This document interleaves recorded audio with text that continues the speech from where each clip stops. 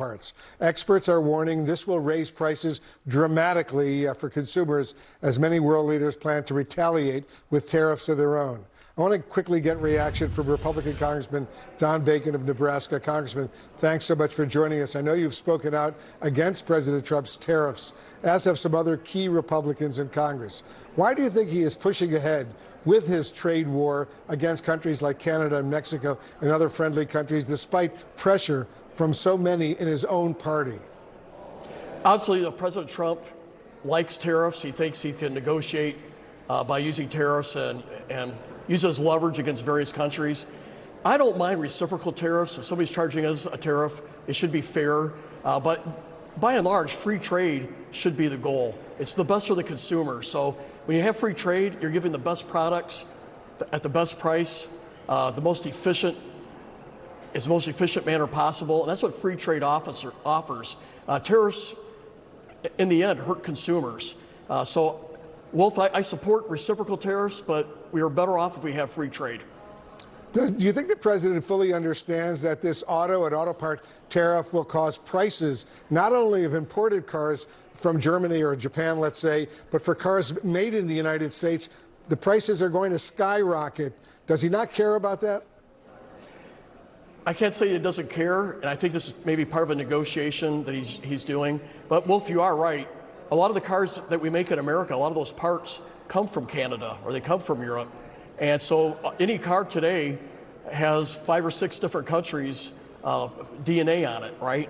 And so in the end, tariffs do cost more for the consumers. The consumers will be paying more. And I hope that these don't go in effect in the long run. I hope it's a negotiating technique.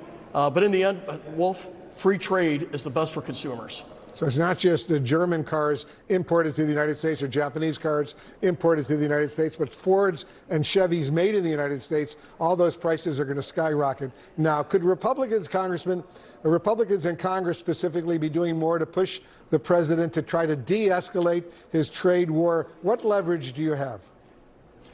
Well, in Article 1 in the Constitution, really tariffs should be a congressional initiated action. So this should come from Congress. However, I think we made a mistake. In the past, we passed legislation that gave the president some temporary tariff authorities.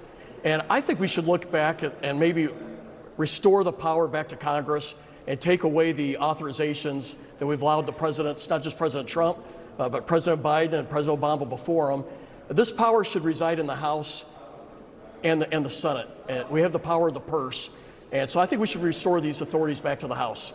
Oh, that's an interesting proposal. Let's see if that happens. Let me quickly also get your thoughts, Congressman, on that Signal group chat scandal that's ongoing. You've called on the White House to, quote, own up to the mistake.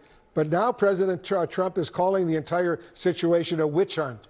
Do you have any confidence in the Trump administration to hold people accountable for this stunning intelligence breach?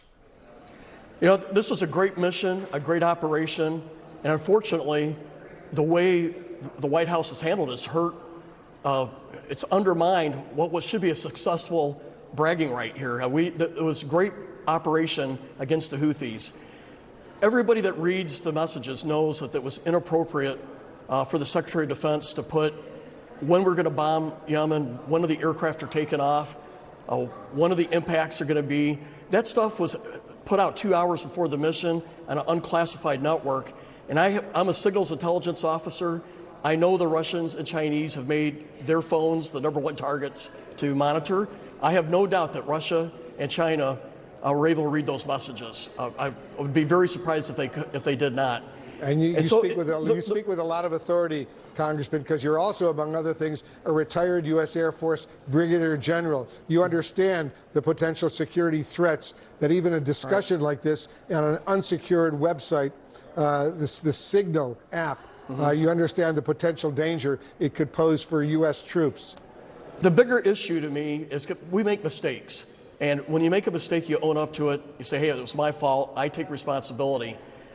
But when you deny that this is even wrong, it now becomes a bigger issue than the actual mistake. This could have been solved 3 days ago by just saying, hey, I messed up, I screwed up, I learned my lesson. By the way, we had a great operation. This would have been a story that would have died 3 days ago. But when you deny that it's a problem, and then it undermines your credibility even more, because people look at it, anybody with common sense will see what was set out over Signal, and they know what's wrong.